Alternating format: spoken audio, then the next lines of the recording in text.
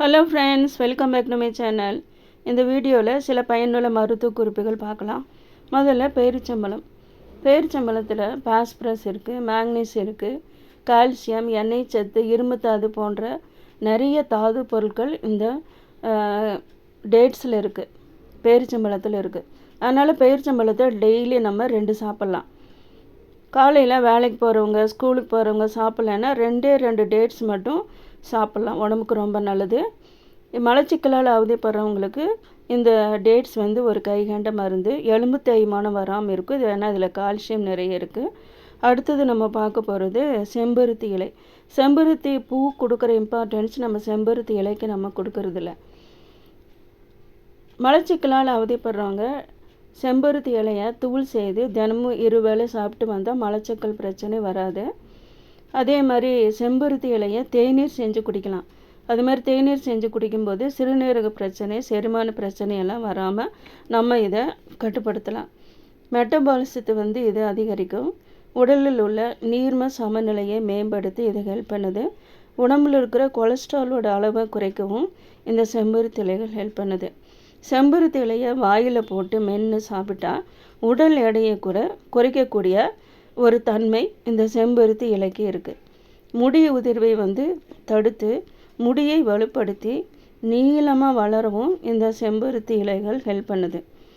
செம்பருத்தி பூக்கு கொடுக்குற இம்பார்ட்டன்ஸ் செம்பருத்தி இலைகளுக்கு நம்ம கொடுக்கணும். அதுலேயும் நிறைய மருத்துவ குணங்கள் இருக்குது. இந்த செம்பருத்தி இலையை பறித்து கழுவி மிக்சியில் அரைச்சி நம்ம தலைக்கு தேய்ச்சி குளிக்கலாம். அப்படி குளிக்கும்போது அது ஒரு ஷாம்பு மாதிரி தான் இருக்கும், நல்லா நுர வரும். இது மாதிரி நம்ம செஞ்சோம்னா முடி உதிர்வை நம்ம கட்டுப்படுத்தலாம். முடியும் நல்லா ஷைனிங்காக இருக்கும். அதே மாதிரி இதை நம்ம பயன்படுத்தலாம். இந்த டிப்ஸ் யூஸ்ஃபுல்லாக இருக்கும்னு நினைக்கிறேன். அடுத்தது கடுகு. நம்ம டெய்லியும் சமையலுக்கு கடுகு நம்ம பயன்படுத்துவோம். திரிகடுகம் அப்படின்னு சொல்கிற மருந்து பொருளில் இந்த கடுகுக்கு முதலிடம் கொடுக்குறாங்க. அப்போது கடுகுக்கு எவ்வளவு முக்கியத்துவம் கொடுக்குறாங்க பாருங்கள். இந்த கடுகு கை கால் வலி, மூட்டு வலி, வாயு பிடிப்பு, இரத்தக்கட்டு பிரச்சனைகளுக்கு நல்ல பலன் கொடுக்குது. அதே மாதிரி சுடுதண்ணீர் 180 மில்லி எடுத்து அதில் 8 கிராம் கடுகை நல்லா தூள் செஞ்சு ஊற வச்சு வடிகட்டி நம்ம குடித்தோம்னா விக்கல், சில பேருக்கு விக்கல் அடிக்கடி விக்கல் எடுத்துகிட்டே இருக்கும். அந்த விக்கலை கூட இது கட்டுப்படுத்தும். அதே மாதிரி இருமலை கூட கட்டுப்படுத்தும். ஜீரண கோளாறுகளை கூட சரிப்படுத்தும். பாருங்கள் எவ்வளவு நன்மை இந்த கடுகுல இருக்குது பாருங்கள். கடுகு சிறுதாலும் காரம் போகாதுன்னு சொல்லுவாங்க. கடுகு சிறிதளவு தான் எடுத்து பயன்படுத்தணும். நிறையா பயன்படுத்தினா கசப்படிக்கும். கெட்ட கொழுப்பை கூட இது கண்ட்ரோல் பண்ணும். அதே மாதிரி உடல் பருமனை குறைக்கக்கூடிய தன்மையும் இந்த கடுகுக்கு இருக்குது. இரத்தத்தை சுத்தப்படுத்தும். ஒற்றை தலைவலி கூட இது சரி பண்ணும். அதே மாதிரி விஷத்தை முறிக்கக்கூடிய தன்மை கூட இந்த கடுகுக்கு இருக்குது. இந்த கடுகு யூஸ் பண்ணுறதுனால எவ்வளவு நமக்கு நன்மைகள் பாருங்கள்.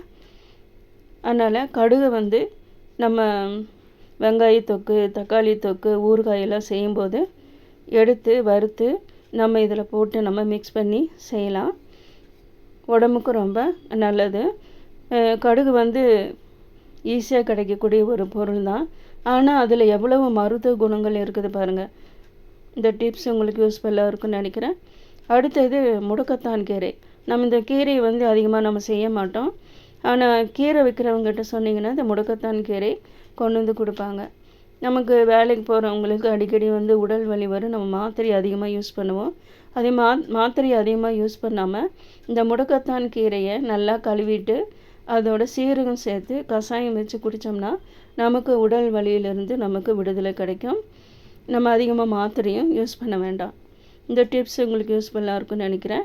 அதே மாதிரி பச்சை காய்கறிகள் நம்ம நிறையா சாப்பிடணும். அதில் நிறைய பெனிஃபிட்ஸ் இருக்குது, நம்ம எல்லாத்துக்குமே தெரியும். இந்த வெயில் காலத்தில் நம்ம நீர் சத்து உள்ள காய்கறிகளை நம்ம சாப்பிட்லாம். நான் இந்த வீடியோவில் சொன்ன ஒவ்வொரு டிப்ஸுமே ரொம்ப யூஸ்ஃபுல்லாக இருக்குன்னு நினைக்கிறேன். நிறைய பேருக்கு தெரிஞ்சிருக்கும், நிறைய பேர்த்துக்கு தெரியாமல் இருக்கலாம். தெரியாதவங்க இதை யூஸ் பண்ணிக்கிங்க. இந்த வீடியோ உங்களுக்கு பிடிச்சிருந்துச்சுன்னா ஃப்ரெண்ட்ஸ் அண்ட் ரிலேட்டிவ்ஸ் கூட ஷேர் பண்ணுங்கள். சப்ஸ்கிரைப் பண்ணுங்கள். மீண்டும் இதே மாதிரி வேறு ஒரு வீடியோவில் உங்களை நான் சந்திக்கிறேன். தேங்க்யூ ஃபார் வாட்சிங்.